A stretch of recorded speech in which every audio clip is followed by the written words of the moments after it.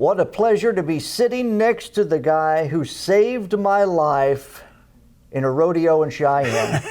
The bull was bodacious. Yeah. This guy was the rodeo clown. Oh, man. Never forget that night. Oh, God.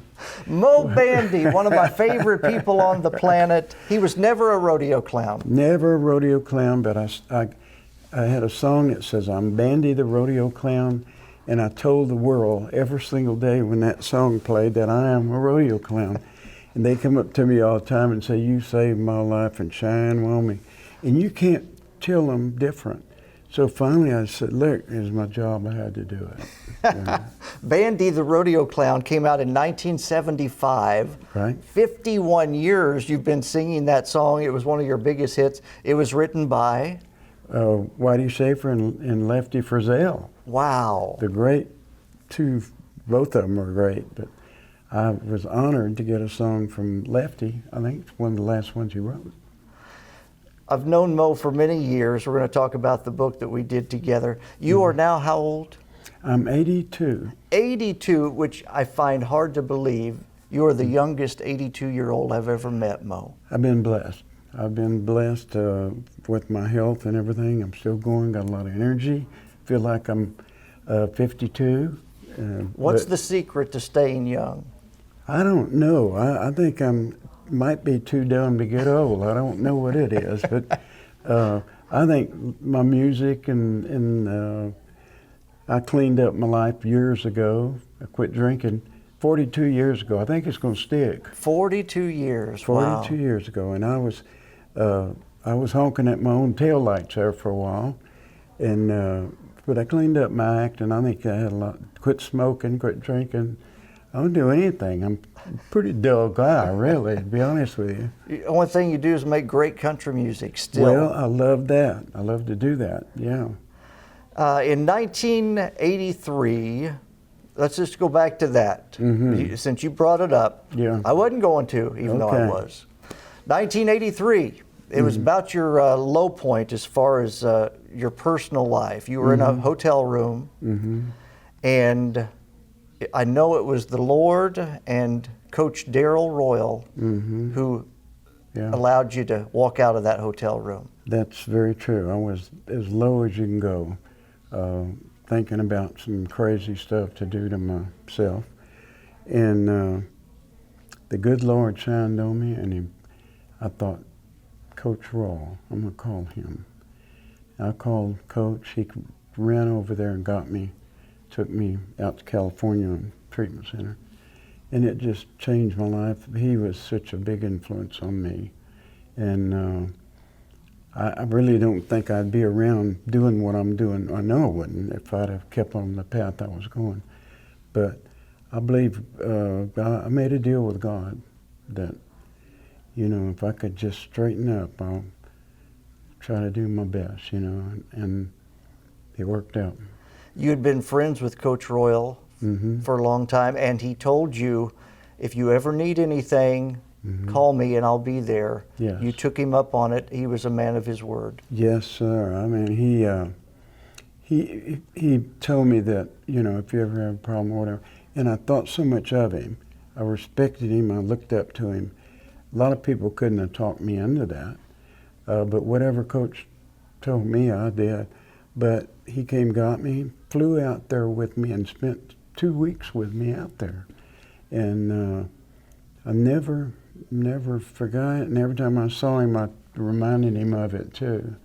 And so that's a big point in my life. When he saw you turn around your life and then go on, I mean, if you hadn't walked out of that hotel room, you would have never become one of the kings of Branson, Missouri. You would have never known presidents. You would have never helped thousands of children with your children work. Your life, you had no idea how great your life was going to be, but did he get to see a lot of that? Yes, he saw a lot of it. And you know, I had a golf tournament for years where we raised a lot of money for the children's organ transplant. He played every year, and I would go up to play golf with him, and we stayed very good friends, and he was really proud of what I did. Yeah. Mo, what's your latest album?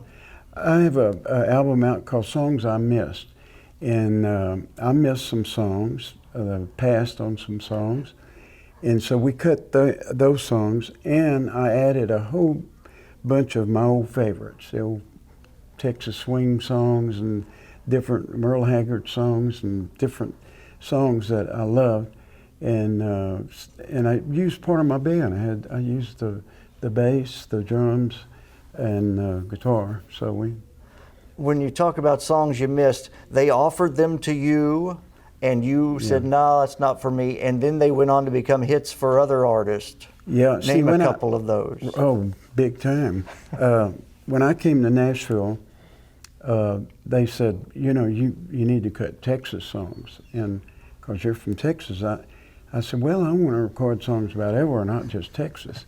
So, and all of a sudden, this big flood of Texas songs come at me, and so I passed on some of them. And if you're going to play in Texas, you got to have a fiddle in the band. That was one. Oh, we passed on. Alabama took it to number one. And Amarillo by Morning. Oh, my Lord. Does Fort Worth ever cross your mind? And all my exes live in Texas. Wow, George Strait thanks you every day. Oh, he's got 3 helicopters and a ship, I think, with those songs. Yeah. Now, you knew George before he became the superstar. I met George in Hawaii. He was in the Army over there. And I was playing different places over there. I was over there about a week. And this promoter kept telling me, you got to hear this kid out here at the base. Really good. And so finally one night we went out there. George had his cowboy hat, and he's up there singing. And, they loved him over there. And then I came back several years later. I played a show in San Marcos, Texas, and they said this new kid, George Strait's going to open for you. And he did, and we did quite a few shows where he opened. And I played in Kansas City, Missouri. We played 2 shows, and the guy said, George, you open the first one, and Mo, you open the second one. He passed me right there. Right, that night. That day. And so I actually went out, opened some of his shows after that. So he passed me up, but well, he passed everybody. So oh my God, you're in good company. He passed me, but I played in this golf tournament a couple years ago, and I put my arm around him. I said, "Did y'all meet my opening act?" He says, "Yeah." Wow. In your career, you've had 10 number ones, 40 top 10s. Yeah. Your favorite song I know is "Where's the Dress?" Oh yeah, for sure. Yeah. Oh. With your old buddy Joe Stampley. Yeah. And it was a takeoff of Boy George. Boy, I tell you what, you always ask, is there one you wouldn't have cut? And I said, yeah, there's one. But Joe came to me and he said, my son co-wrote this song. And he said, I said, well, if your son wrote it, we'll listen to it, maybe cut it. And I listened to the song and I said, all right, I'm going to tell you right here, I ain't wearing a dress, so don't even go there. I'm not going to do it. And so anyway, next thing I know, I'm in the dress room putting on the dress, And it was, I don't know if it was a dress or a smock or whatever they call those things. Then we recorded this song, and it was a takeoff on Boy George, kind of cutting him a little bit. Well, he got mad and sued us. We had to pay him a bunch of money. But we won Video of the Year. Yeah. And back then it was Video of the Year, not just country. It was all the awards. Really? All the. Wow. We're sitting next to Rod Stewart and Little Richard and all these people, me and Joe. We said, and we won, So we got even. That is amazing. Yeah. Really, that's not my favorite one that you do. My favorite one, seriously, Till I'm Too Old to Die Young. Yeah. That song, and the older you get, the more appreciative you are of it. Is that one of your favorites? It's one of my favorites. Kevin Welch wrote that. And it's definitely a piece of poetry, actually, and it's a prayer. But I've had more people respond to that song, people that were going to, kill themselves or whatever, and listen to that song. And I've gotten a lot of letters and things that inspired people to keep living, you know, live as long as you can. And speaking of prayers, on your new gospel album, favorite song on there is one called Thank You, Lord. And Bobby Tomberlin, our pal, wrote that one, didn't he? Him and Moe Pitney. Wow. Moe Pitney. Great. Moe's, don't know how to spell Moe, but it's Moe Pitney. He's the Mo. I told him you're going to have to add that E on it if you're going to be Moe. But yeah, they did, and they're both great, great writers. And that song is a prayer. It's actually a prayer, and thanking the Lord, you know. Mo, you were one of the kings of Branson, Missouri. Back in the real heyday, you were one of the first big stars that got your own theater. There were Boxcar Willie and Roy Clark. Was there? Who else was before you? Mel Tillis. Mel was before? And Mickey Gilley. They were there a year before I was. And I talked to Mel, and Mel says, I'm making $6 million a year. $6 million a year. I said, you what? So went up there, and he was making really good money. And 60 Minutes interviewed us, all of us together, and Mel said something about he making $6 million. My God, the doors open. Here and that was like 30, 40 years ago, and $6 million was $6 lot million. Of money. And here comes Wayne Newton and Tony Orlando and all of them, and they all came to my show to see what I was doing, you know. And next thing you know, they had theaters everywhere, all over Branson, and we just had these huge crowds. The roads wouldn't handle it. It was backed up to Springfield. You couldn't get a room. It was just crazy. And I brought the president in. I brought President Bush, George H. Bush, came to see my show, and it was just some great times back then. I think that day that you brought President Bush in maybe was the greatest day in the history of Branson. I think so, yeah. No doubt about it. I had been to Camp David with the president, and we were having dinner, and he said, tell me about this Branson place. And I told him all about it and everything. And a couple months later, he called me. I sound like names dropping here, but they called and they said, the President of the United States would like to talk to Moe Bandy. But he called, and he said, we're coming to Branson. I said, great. And he said, we'd like for you to, like you're bringing me. You call the press conference, do whatever, you're bringing me to Branson. And he said, also, I'd like for you to sing Americana at the Republican convention 2 nights before. And so I called a press conference, and man, everybody's there, you know, and it was just unbelievable. We had to get tickets for the right people in town, and critical deal. And they came in, and they built a little awning on the outside of the theater, and they pulled that limo up and stepped right into my dressing room, and we did the show.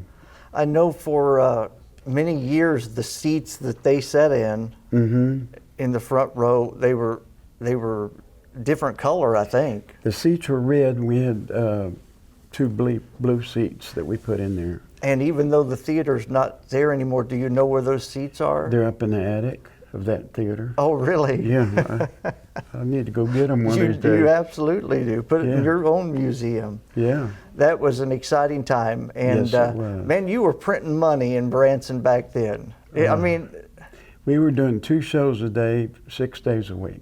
Wow. How does your voice hold out? You know, I tell you about that. It got to where it was work. Sure. When music becomes work, it's not good. But it got to be where it was work, and we cut back to 1 show a day.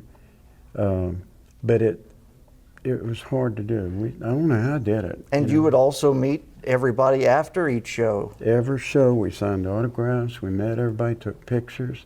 We did it all. I mean, you were working 12, 13-hour days for sure, every day. Yeah, and it just got to where I enjoyed it, you know, and had some great time, met some great people, made some money. But, you know, you just, you can overdo it. You don't want music to ever become work. To me, music is something I'd be doing somewhere anyway. I was a huge fan of Moe Bandy, and my wife and I would go see him in Branson as fans, and had no idea what our future held as far as getting to know you and become friends with you. And my wife bought, and we gave it to her mom and dad, a little thing of apple butter, and it had Moe's picture on it, and he signed it, and they've still got it unopened. Is that right? They never opened the butter. Well, I'll be darned. Yeah, we had the gift shop with all kind of stuff with my picture on it, and it was some great times. It was a great time to be there to cheer you on as well. And even though you don't have a theater there, you still live in that area. I do. I live outside of Branson, and I love the Ozark Mountains. My family is in San Antonio, most of my family, so I'm there a lot. I go back and forth, you know. I've got 3 kids. I got 10 grandchildren. I got 6 great-grandchildren. I got a whole flock of them. And my family means more to me now than anything in my whole life. I mean, I just got back from there just last week. I only have one grandchild who's now 9 months old, and she's turned my world upside down. Oh, it's amazing. And you have 10? 10, yeah, total. And we have 6 great-grandchildren where you go through it again. So you got the little ones and the whole deal. What is it like being a grandfather and great-grandfather? It's great. I love it. They call me Peepaw, which I don't care for, but when my oldest granddaughter was born, they said, this Grandpa? He said, Peepaw. And that stuck. And oh my God. And I have my one granddaughter, like 28 years old. She'll call her across, Peepaw. You would think that Moe would be pretty easy for him to learn. I know, but no, they stuck with that. Well, you're playing the Opry tonight. Yes. With Janie Fricke. Yes. You know, any time that you and Janie get together and sing your big hit, it's a cheating situation. It's an event. Yes. It's, you know, I recorded that song, and Janie had some hit records back then. She was already on the way up. And we tried a couple of ladies that just wasn't exactly what we wanted. They were good, but it wasn't. And we talked to Janie, and she agreed to come in and do it. And man, she just nailed it. And that was Song of the Year in 1979, HCM Song of the Year. And a lot of it had to do with Janie, of course. Wow. What's it like playing the Opry? It's like anything, nothing that I've ever done. It's always a thrill to work in that circle. Special to me. I think the young people, all the people in business, need to remember the people before them and learn about them. You know, learn what they did and all this. And I did. I'm very thankful that I respected them, and so I have so much respect for that circle that I'm standing in. And the first time I walked down the Opry in '75, I think it was, oh God, I was a nervous wreck. I'll never forget that. But I looked in the wings, and there's Farron Young and Ernest Tubb. And, God, it was just an amazing time and to be on there, you know. I think you ought to be a member of the Grand Ole Opry. I think you ought to be in the Country Music Hall of Fame, and hopefully you will be one day. I think you ought to be in the Legends of Country Music Museum, where we are right now, with all of these legends. Yes. And he said we could do that, Jenny. Jenny's I've got the plenty owner. of stuff. He's got stuff. And we're here at the Legends Museum, and we can go wide on this if we can to show. We are sitting at Willie's domino table. Yes. Willie Nelson played how many games of dominoes? Did you ever play dominoes with Never Willie? played dominoes with him, but I was around him quite a bit back in the day when he had the Pedernales Country Club, and we played golf there quite a bit, and hung out with. We used to have these picking parties, Willie and a whole bunch of us, and had some great times over there. You picked with him backstage and off stage. You played golf with him. Mm-hmm. Yeah, Yeah, several times I played golf, and he would pull up to the course there. One time he was coming in from the airport. We were playing, and he had a little yellow Mercedes, and he just pulled up there and opened his trunk and played out of the trunk of his car and drove all around. He did. He drove it to each hole. To each hole, yeah. Oh, wow. But I always remember, I was at the one hole, and I said, "Willie, what's the par on this hole?" And he said, "What do you want it to be?" I said, "Well, I might make it about an 8 here." Yeah. Making it up. So here's Willie's Domino's table. Domino's big in Texas. Yes, it is. You have a song, Hank Williams, You Wrote My Life. Mm-hmm. That was a big hit for you, but whenever you sing it in concert, I always, in my head, I change it to Scott England, You Wrote My Life. Yes. Well, there you go. And because one of the highlights of my life is this book right here that Moe let me hold the pencil as he told the story. It's all in his own words. It's called Lucky Me. It's Moe's autobiography. And you sold a bunch of these, didn't you? That's been one of the biggest things I've ever done. And we sat on my back porch, remember, and talked and talked and talked. And it's amazing what all we put in that book. And I'm thinking, I keep coming up with other stories, you know? So, well, we could always do a sequel. Yeah. The foreword was by a great friend of yours, barbarabush, the First Lady. Yes. The last thing she did publicly mm-hmm. before she passed is she wrote the foreword for your book. They were just sweet and it was people. It was a great gift to me, great Yeah. gift to you that she did that. You asked me about that. You think she'd write the foreword? And I thought, I don't know. And you got it done.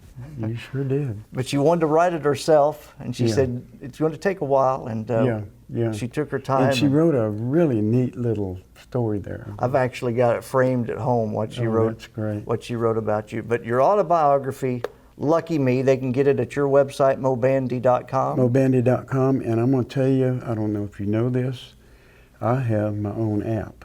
Really? That's pretty heavy stuff right Wow. there. You can get the Moe Bandy app. It's a free app. And if you have a smartphone, and get the Moe Bandy app, and you can find out about the book and the tours and the whole deal. The weather forecast, stuff Everything. like that. We might get you to do the weather forecast. So, and some of the proceeds of this, they go to a special place. Mm-hmm. Tell us about Goes that. to an old lady's home. Yeah. Goes to my old lady's home. Oh, I thought it had No. something to do with shoes. Well, yeah. Well, I say on my shows, I say, if y'all buy my book, I said, poor little grandchild has one shoe, and he walks around in a circle. We need a shoe for him. And I did that up in Minnesota at a place, and everybody threw their shoes on the stage. Wow. I mean, we got shoes from everywhere.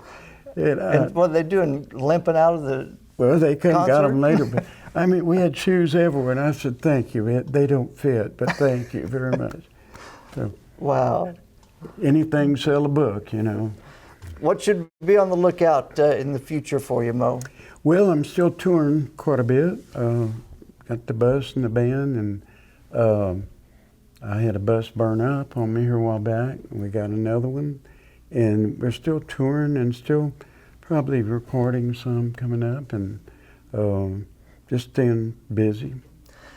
Moe, earlier in our interview, talked about how he changed his life over 40 years ago. Mm-hmm. And I knew that he was sincere about that when I went to your home near Branson. You have a beautiful place, lots of land. Mm-hmm. And he didn't know what time I was going to get there.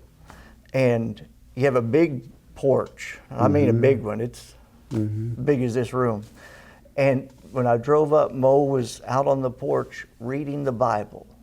Yes. And I thought, boy, this guy is something else. Yeah. And the more I got to know you, the more I fell in love with you, and just, Well, you've been a highlight of my life, getting to know you. I appreciate it, and it's a pleasure knowing you, and what a great job you did on this and your other books. Man, you've really done well with Well, those. you were my third one, And Yeah. so by about the time I was hitting my stride when I got you. You was getting warmed up on the mother. And then that led to many more. Yeah. Before we go, have you seen your pal Gene Watson lately? I haven't. Yeah, a couple months ago, we kind of go at each other. Gene, you know, I told him about me running in that department store there. I mean, the fast food place. Yeah. This guy says, "Man, I love your music." He said, "I've got your CDs, your albums, your cassettes, your 8-tracks." He said, "I got them all." And he said, "Your show's the greatest." And man, I thought, what a way to start the day. His wife walked out and she said, "Who was that?" And he said, "Gene Watson." Come on. Yeah, Gene, eat your heart out, buddy. Yeah, sure. Every time I'm with Gene, I ask him about Moe Bandy. Every time I'm with Moe Bandy, I ask him about Gene Watson. And they always have something We're going buddies. back and forth. We've been friends for many, many years. We're doing a show in July in Paris, Texas, me and Gene, which is his hometown. And I don't know, that it's in July. Check my app. But looking forward to that. Going all the way to Paris with Gene Watson. We're going to Paris, yeah. Mo, always a pleasure, buddy. Thank you, my friend. God bless you. Hope you many more years of success and great stuff. Check out moebandy.com. Yes. See where he's coming to a town near you or even away from you. It's worth the drive, trust me. I used to go 7 hours to Branson just to see I know you did, yeah. It was worth it back then, still is.